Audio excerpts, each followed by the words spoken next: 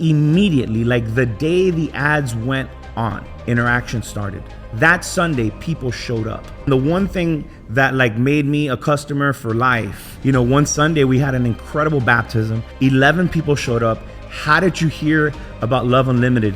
And it was all because of... Hey, today we are sitting down with Pastor Mark Rodriguez from Love Unlimited Church here in the wonderful city of Miami, Florida. Mark, how are you doing, man? Man, I'm doing great. I'm excited. Welcome to Miami. Dude, I love this city. We were joking before we pressed record that I need to just... Get a place, man. I need to just invest in property here, bro. Like, I'm here all the time. Man, I'm super excited you're able to take time out of your week to sit down and kind of share your story.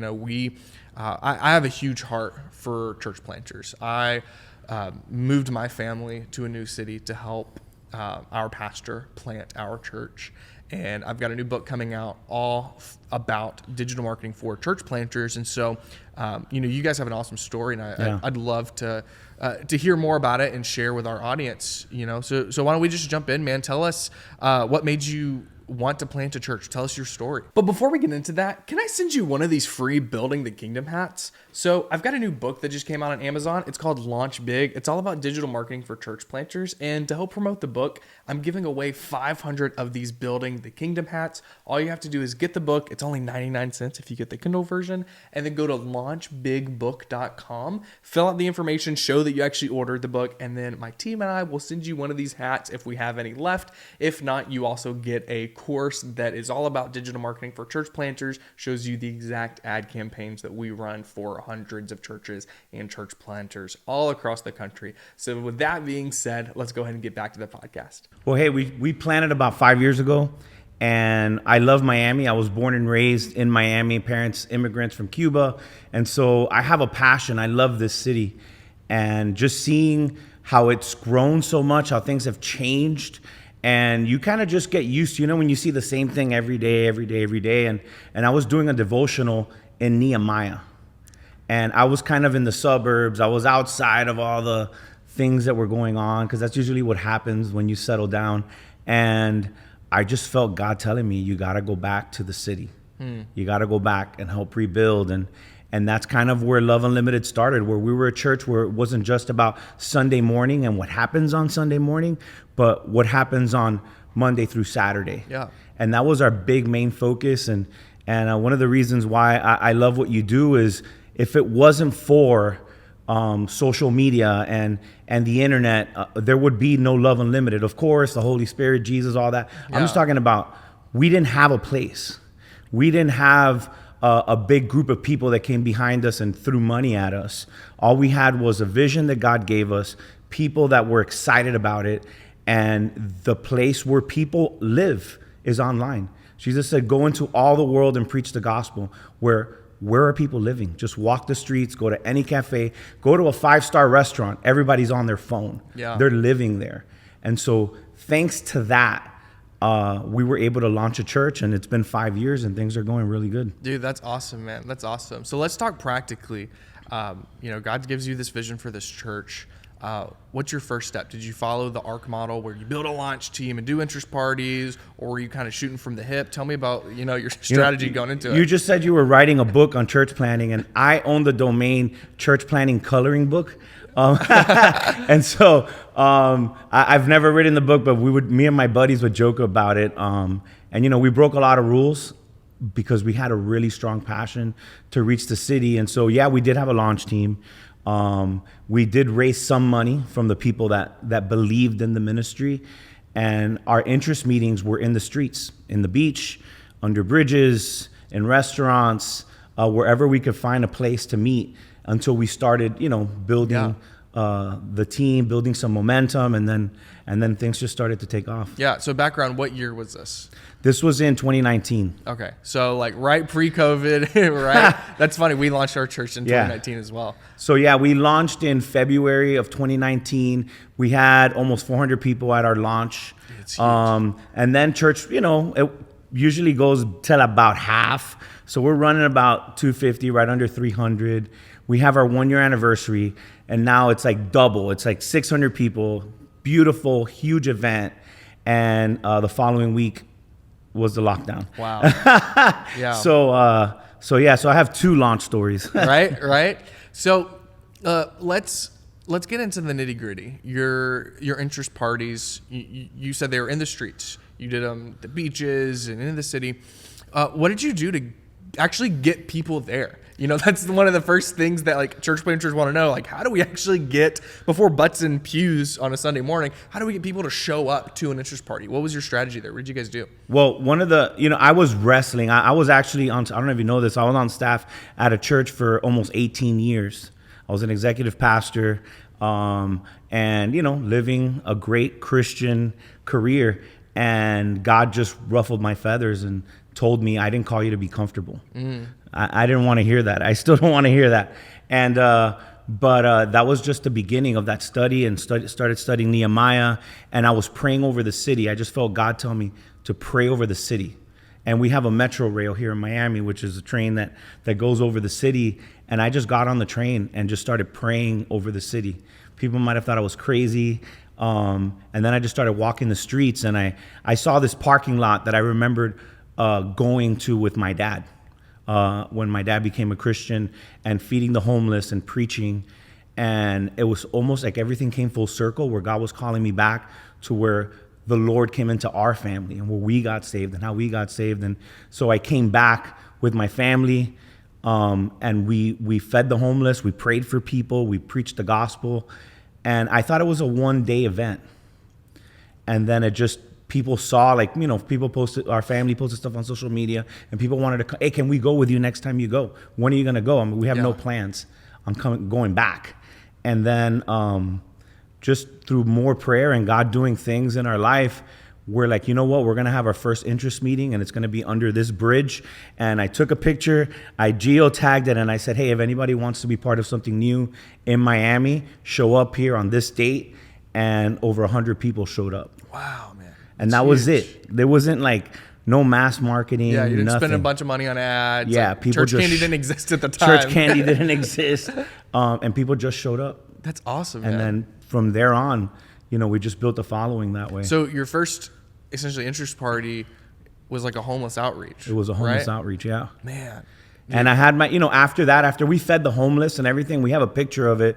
We actually went to a park not too far from here, next to where the Miami Heat play. And we sat under a tree. I told people to bring sandwiches and stuff, and we ate. And then we sang some songs, and then I stood up and I shared the vision. Because some people thought it was just a homeless outreach. Yeah. Or they weren't really sure. And it was there where I shared what God was going to do. Dude, I think that's so unique, because a lot of the times in the church planting world, what do? We make it about ourselves. Yeah. Right? And there's nothing wrong with that. If God's called you to plant a church, yeah, go. Have an interest party. Share the vision that God's given you. Yeah. But I've never heard that's such a unique approach, actually taking an outreach, because it's a lot of people do a bait and switch, hey, free pizza, we'll watch your kids, it's a party. And people are like, oh yeah, we'll go and hang out. And then it's a bait and switch of, oh, you're just trying to pitch us on your church plant. Well, people show up, they have a heart to serve. They have a heart for the city. That's why else would they spend a Saturday or whatever it was on Saturday, yeah. to go and do that. So their heart's already in the right place. And then it's like, hey, you guys are already here. Let me tell you a little bit more about what God is going to do here in Miami. And one of the things I also know, because I'm from the city, and it's that people in Miami's a very religious city. Yeah. I'm not saying they're Christian. I'm not saying they're walking with Jesus. I'm not saying they're going to heaven. I'm just saying they're religious. Yeah. Right? And so people are looking to have a religious experience. I mean, if you walk the streets of where we're at now, you'll see there's a lot of religious symbols and undertones everywhere you go, restaurants, even on menus. And some people may not even understand what they're putting, but they're looking for something. And what they're looking is for something authentic. Yeah. And what's more authentic than the gospel? Yeah. Man. And so in that launch, people didn't hear a good speech from me, a good message. They saw me and my family walking without shoes, because by the end of the day, we had given away our shoes. I'm a size 14. And so this homeless man came up to me. His toes are hanging out of his shoes, and says, hey, man, you look like you got some big feet. Did you bring any of your old shoes? And I said, I think they must have given them out. And he's like, oh man, I really need a pair of shoes. And I just took my shoes off and gave it to the guy. And we have a picture, and after people were looking at me, I didn't even know. It was just my heart. I was moved. I prayed for him. And then I saw other people starting to take off their shoes and giving it away to people. Wow. And then I see my 10-year-old son taking his Jordans off and giving it to some lady. He has, had smaller feet at the time. And here we are in the middle of downtown Miami, drug use under the bridges and stuff like that. I'm like, and I see my 10-year-old son walking around barefoot. I'm about to start tearing up. And dude. so That's it wasn't, powerful. we are known as pastors, as communicators. You're a communicator too. Like, we can talk, that's my gift, my calling. But man, when people see us doing it, and that's what created the momentum. People were tired of just speeches and talks. And I remember being a little nervous because I had coached church planners and helped other people launch churches. Like, I'm breaking so many rules. We haven't read any books. Like, we haven't had a prayer breakfast yet, we don't have a bank account yet, and yet God was doing what he wanted to do. Dude. And so it was great. It's great. One of my biggest takeaways from that is I always tell pastors and church planters, you're going to attract who you are, right? And so if you are a Hispanic young family, there's a good chance you're going to attract young Hispanic families, right? That's why a lot of the churches that have really old pastors and everyone on staff and everyone there is 65 plus, well, and then how do we get young people in? It's like, well, you have people that look like them. Yeah. You guys are attracting who you are because you have hearts for the city, because you have a servant's heart, and you attracted that people, right? You attracted those people, and I think that's huge, man. I think that's huge. So tell me about Launch Sunday, man. You said how many people you guys had there on launch? We had over 300 people on our launch Sunday. And so what did you do to promote it? We didn't. Funny, we hit the streets. Yeah. We had flyers. We got on the metro rail. And we had just people inviting people to church on the train, passing out flyers. So we didn't do a mass mailer. When I did the budget for that, because of my background as an executive pastor, like putting budgets together, and I'm like, man, that's a lot of money, to do this, 100,000 flyer mailer. And I just said, you know what? Let's just go to the streets, man. Let's go to the streets. Let's pass out door hangers. Let's invite our friends. Investing and inviting, we say that's the number one way to get people to church. Yeah. And if you're excited about what God is doing in your ministry, people are going to come. Yeah. And people are going to tell their friends. And that's what I think is different about social media, because it's social. It's not just media. It's like there's interaction. Like my friends are seeing my ads for our church because of the algorithms that you guys set up. And so it's not a stale postcard that's just going to get thrown away or put under a bird cage or something. Yeah, right. We're partners, and that's why I believe in marketing that way, and I like to call it digital evangelism just because it sounds churchier. Yeah, right. But it is what it is, and that's where Jesus told us to be. Like we said in the beginning, go into all the world, and where are people more than ever? They're online. Right here. Yep, they're Right on their here. phones. Man, that's huge. People assume that I'm like anti-mailer, that I like being the church marketing guy. And don't get me wrong, like I'm not like the biggest fan of mailers, but one church that I've seen do it really well, and then I think if you guys ever do mailers, you should do them like this, where there's companies out there, or heck, with the team that you have, you might be able to do this. They would do handwritten mailers, and like you can go take the amount of money that you would spend, like the $10K, to just it's almost like quality versus quantity, right? Instead of doing as high quantity, you're going to get a lot less, but it's going to be all handwritten, or they have like these machines that make it look handwritten. And dude, that stuff goes a long way. And we did some of that, like the Dan Kennedy thing, the lumpy mail. And all that. Man. And that did work, but it wasn't a cold outreach. It was more warm. It was like people that you were people connected that with. Came to an event. Like, we'd have socials, and people would bring their friends. I'd share vision, and then we'd get their information, obviously, and then we'd send them something lumpy, you know. But and I'm not against it either. We just didn't have the budget for it. Yeah, for sure, man, for sure. So, what was the process like for you guys fundraising? Like, you know, you said you broke all these rules. You know, planting a church is not cheap. What did you guys do with that? So, I mean, our team started giving to the church, and so what's funny enough, even before COVID, I started the church online first. So every Sunday, I'd record a 15-minute message. My worship leader would close in song, and that's what we shared. And so we would do some type of outreach on Saturday, and then everyone on Sunday, we encourage them, you know, get together or whatever, in the car, at the beach, watch the service, right? And so we started online, and so people started tithing and just giving to the church traditionally. And there were some people that gave, you know, but there was no huge check. Like I didn't get, and by huge this doesn't even sound huge. Like I didn't get a $10,000 check, a $7,000 check. It was just a bunch of people faithfully coming. And because we're in Miami, we did have a huge party at a rooftop somewhere, and we did raise a bunch of money, and we had auctions and all that stuff. We hired an auction company that brought like memorabilia and jewelry and stuff. So we made some money there. So we raised enough money to like get all the little things that we needed for the launch. We had to take the sound system off because it was like almost $100,000. But then the guy that was running the sound at the party said, "Hey, do you have a place where you can store this stuff?" And I'm like, I could find out, because we were at the venue where we were launching the church. And then I asked, and I'm like, yeah. He goes, "Well, look, can you give me like $500 a month? And you could just lease this for me." And then at the end of 18 months that we were leasing this from him, I just called him and I showed, I'm like, "Look, we've paid you this much. How much would you sell us the thing for?" How can we buy it out? He's like, "Give me $5,000 and you can keep it all." Bro. And so from $100,000 that we would have just, your traditional church planner, a great guy, graduates from Bible college, interns, maybe youth pastor, you go into the world and you're getting fed to the sharks. Like, "Oh, I need these lights. I need this sound system. I need this mic. I need all this stuff."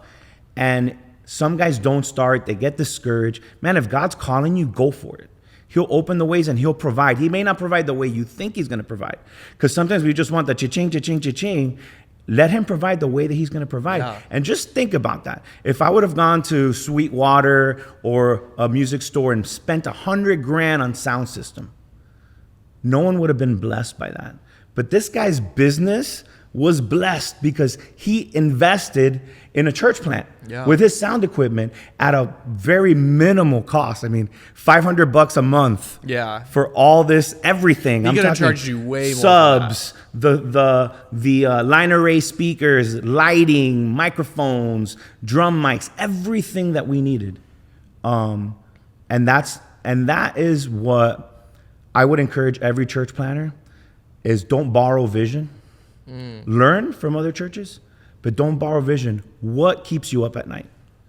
You know that song by Hillsong, Hosanna, "Break my heart for what breaks yours." That's my prayer. I pray that weekly. God, break my heart for what breaks yours. If I can't sleep sometimes because people in my city are hurting, that's the calling of God on my life. Not like, "Oh, this church did this and 1,000 people showed up." And the reason that they showed up was probably because pastor's vision aligned with strategy and teamwork and hard work. But without vision, people perish. And without vision, the church will perish. Dude, it's so good. So that's good, man. So tell me about your venue. Like, how did you find your launch venue? What was that process? Venues, you mean? Venues. So we had a great venue in the beginning. It was actually right by Marlin Stadium. It's a school called Slam. It's owned by Pitbull. And so it was an incredible venue, full view of the city. So I would preach and say, God's calling us to reach this city. And I'm looking at all the beautiful buildings in Miami. And then COVID hit. It's a school, so we weren't allowed to come back. And then we were homeless for 2 years. Wow. And I had my difficult moments of like, this is over. We're not going to survive. And then the people that helped us, our launch team one day showed up, a couple guys showed up to my office, and they're like, "What's up? Every time you talk, you're down. Yeah. You're not as positive as you usually are." And they said this to me: "What about it's not about Sunday? What about it's not about a church building? What about it's about Monday through Saturday?" They started telling me all the things that I had told them a year and a half ago, 2 years ago in the interest meetings and in my messages. And they're like, "We're in the perfect situation for what God has called you to do. It's not about Sunday." And so for 2 years, we went back to what we were doing. We were feeding people in the streets, preaching in the streets. We would line up in Overtown. It's a town not too far from where we're at. Actually, probably could walk there from here. And we would bring trucks and start feeding people. And then I noticed that from the balconies, because this was in the middle of the lockdown, people would look down just because there was nothing else to do. And I said, "Hey, next week, we're bringing the band." And then we just started, as we're passing out food, the band was playing. And then our worship leader starts preaching. And so then we're like, you know what? We're going to do this wherever we go.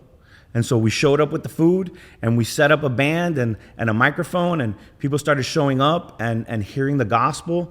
And that's how we pretty much did church for 2 years. We would probably meet like once a month because nobody wanted to rent to 200 plus people in the middle of the pandemic. Yeah. Even churches. I would call churches, "No, sorry. And then now we're in a performing arts theater. And it's been going great. We've been there for about 2.5 years. Everything's perfect. We keep all of our sound system and equipment there.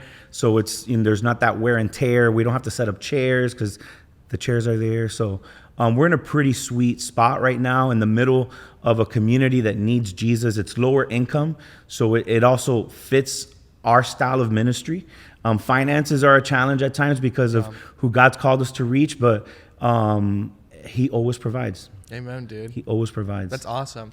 What advice would you give a church planter as they're in that process of looking for a venue? I would say it's not always going to be the venue that you want.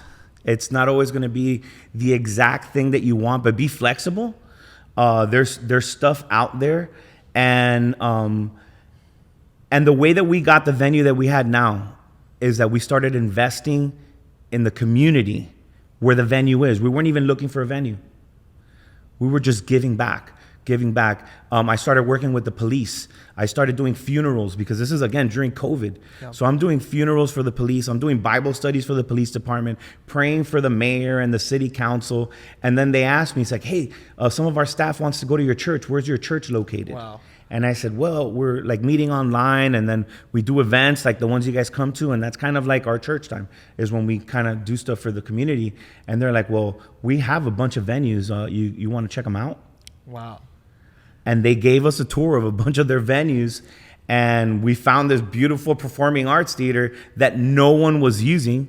And they, wrote up a lease, and we've been there ever since. That's awesome, man. So big practical takeaways for church planters is get involved where God is calling you. Yeah, man. So if God's calling you to this town, start. I even tell church planners, like, go to the same gas station, go to the same 7-Eleven, like go to the same coffee shop, order the same thing. Even if you don't want to go there, keep going there. Yeah. Because that's where you build relationships. When they walk in and they know your coffee order, don't just feel cool that they know your coffee order. Know that you're beginning to make an impact. That's impact. Yeah. Right? People know you, and then they're going, "Hey, what are you doing?" "Hey, I'm a pastor. I'm starting a church." You know where we could find a place? "Oh, yeah, there's a guy down the street." Yeah. And that's just how. So just get involved in the community that you're at. That's huge, man. That's huge. If you had to go back and do it again, what do you think you would do differently? I love our story. What would I do differently? Man, I guess because I've been in church world so long, I think I'd probably do it exactly the same way. Yeah. Yeah, well, that's not the answer I wanted, but I mean, I get it. No. Obviously, you know what? I'll be totally honest with you. I probably wish I would have built stronger ties, like with bigger churches that could invest in the ministry. Like, I do have my mentors and pastors that were pouring into me, that were keeping me accountable. But I wasn't strategic about those financial partners. And you know, but again, God still provided, but there were tough times. Yeah. That maybe that would have alleviated some of that. Or maybe even what I told you, that the anxiety that I had during COVID, that I thought we were going to close down, I probably wouldn't have had that if that relationship would have been built with like a mothership or something. Yeah. Even though we were affiliated to a denomination and all that, and they helped a little bit, but I think it probably would have been more mentally. I would have had an easier way. Yeah. However, No, man, you're good. You're good. Yeah. And I'm kind of yanking your chain, like, oh, but it's so true. I would say one thing would have been that for my family and for me, it would have been probably more healthier psychologically, you know. Yeah.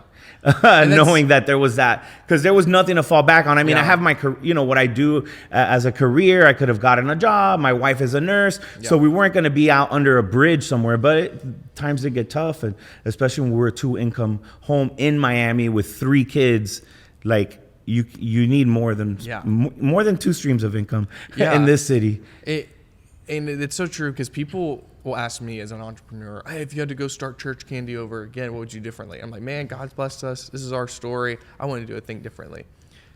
And that's just deep down. I know I probably would have been a better husband. I probably would have played with my kids more and put this down. Right. Yeah. And so there are those answers, but what really stands out to your response there is the same thing that we preach to our congregations, is that God didn't make you to do life alone. Yeah. God didn't make you to do ministry alone, right? And whenever you get isolated, that's when the enemy puts those lies in your mind, right? And that's kind of sounds like what happened with you and your story. And what was great, it was a lot of work. It still is, but we're, in my home, I'm not just saying like our team, and we're a team. My kids serve. Like my kids get to church before I do on Sunday, because of their responsibilities, and they're teenagers. I have a senior now, a junior, and an 8th grader, and they all serve. They all have responsibility, and not because I make them.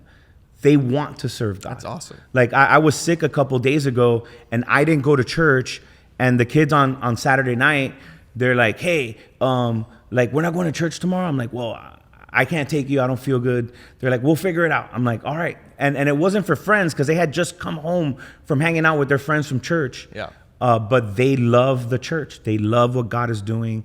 It's part of their DNA. You know, you wake up in the morning, you brush your teeth. Like, church is their life. Like, is what they know. That's huge, man. That's huge. Well, today, I know you guys are working with Church Candy.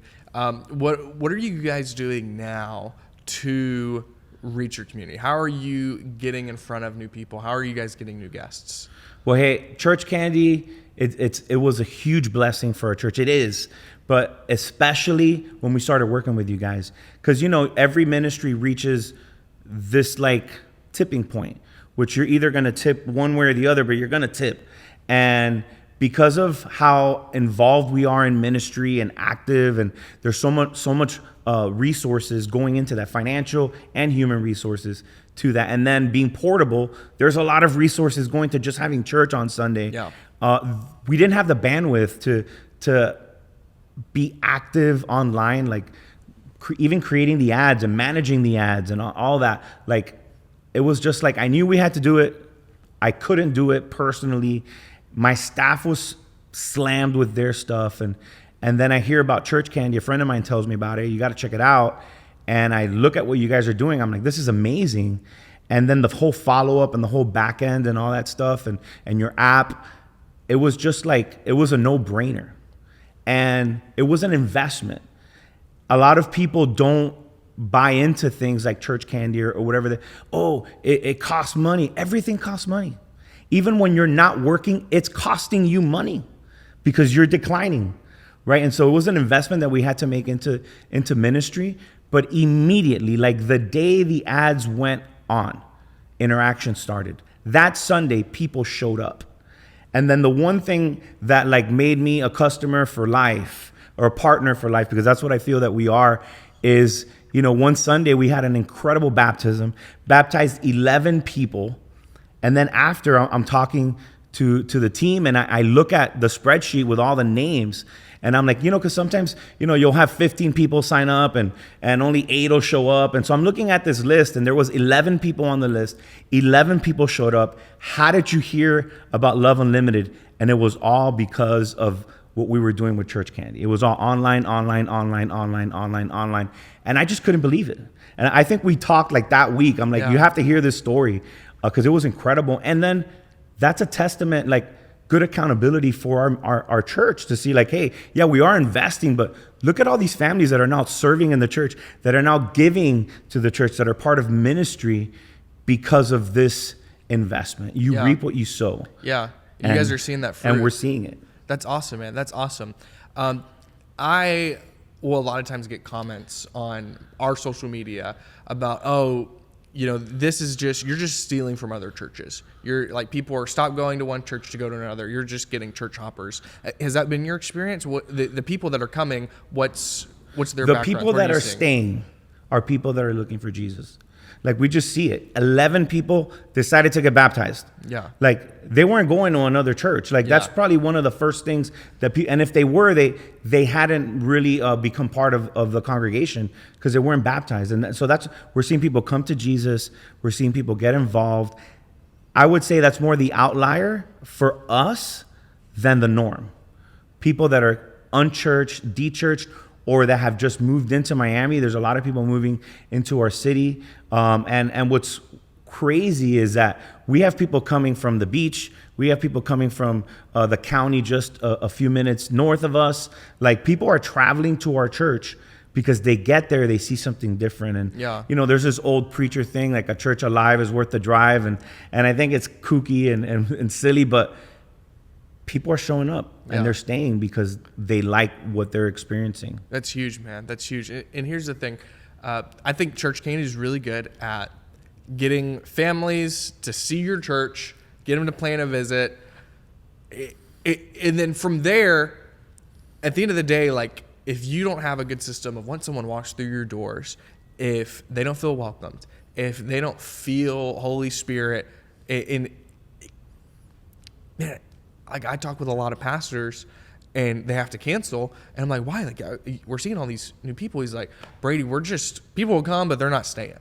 Right. And so what do you think it is that you guys are doing that has this welcoming environment? How are you getting people to actually be bought in and get involved in your church? I hope this isn't crass, but if I owned a pizza shop and I hired you to get people to show up to my pizza shop and people showed up, you did your job.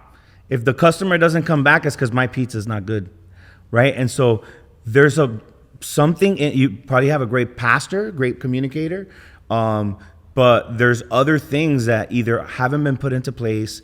You don't have the systems and processes to follow up.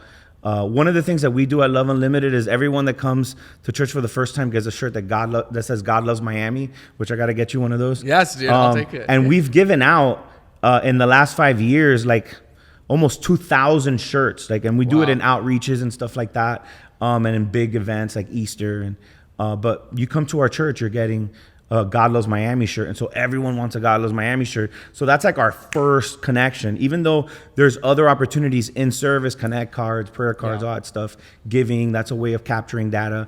But I think it's silly if you show up to our church and you don't get a free God Loves Miami shirt. It doesn't say the name of our church. Like, we're just saying God Loves Miami. And cool thing, people are like, but why don't you put your brand on it? Why don't you put your logo? And I'm like, I want my brand here, right? And so if people are wearing a shirt that says God Loves Miami, where'd you get that shirt?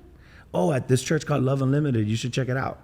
Right. And so that speaks more than just, you see churches say, oh, Love Unlimited, Grace of Jesus Christ International, phone number, email, the school the pastor graduated from. Right. Like, no one's going to wear that, bro. You know what I mean? So you got to capture the data. Yeah. And so it is what it is. I mean, I'm speaking very like business terms, but you got to know who your people are. You can't shepherd people you don't know. Yeah. So good. And so you need to connect with them. That's so good, man. Well, man, before we wrap up, is there any other advice or wisdom you want to share with any church planter or pastor that's listening out there today? I would say make the investment. Everything is an investment. Your secretary is an investment. Your worship pastor is an investment, and evangelizing is an investment. So don't look at it as, oh, we're bringing the world and world tactics. No, you have chairs and air conditioning. So does the world, right? Microphones and lights and whatever the case. So like I find it comical because I see the comments, not just on your stuff, but you just see these trolls that just put the silliest things and discourage pastors from actually going out there and putting in the work and making the investment. And we have a promise from God, that if you reap sparingly, that's what you're going to sow, right? Or if you sow sparingly, you're going to reap sparingly. And I think we got to make that investment. Our community needs it. People need to know about your church. If you feel that God is calling you to reach them, and church candy is not the only solution, you'll never get on. This is the only way. No, yeah, for sure. But it's a great one. For sure, man. And it works for Love Unlimited, and it works for a bunch of other churches. I appreciate it, man. Those are kind words. It makes me happy. Whenever I see those comments and stuff, I get discouraged, and but then I get reminded of your story. Yeah. And we started something with our team, where every Monday now, whenever we meet on Zoom, we're all remote, we share a testimony from a pastor in our church, sharing what God is doing. Yeah. Because for us, we're on a keyboard, we're setting up ad, we don't see, and it's hard to grasp the why. Yeah. Right. One of our core values, it's on my hat, is building the kingdom. Right. Everything we do, we're going to do it to bring glory to God, make Jesus' name famous. And dude, sometimes whenever I'm on church funnels, building out an automation or building out Facebook ads or recording this podcast, it's hard to see the fruit of what God's doing. But hearing your story and the pastors that we're working with, man, that's so encouraging to me. Yeah. And so I want to thank you for sharing that, man. And I would say haters is proof. Right. Right. If you were doing nothing, you would have no haters. Look at all the haters Jesus had. And so I would tell your staff that too. Like, this is a testament that God is working. We wouldn't have haters. The enemy wouldn't be disappointed in what we're doing if it wasn't working. Awesome. And it's working. Yeah. Awesome. Well, Mark, man, thank you so much for taking time to come out of your schedule. This was like, how long of a drive was it for you? It was like 45 minutes. 45 minutes. This podcast wasn't even 45 minutes long. So, man, I really do appreciate it. Thank you. Thanks for watching, guys.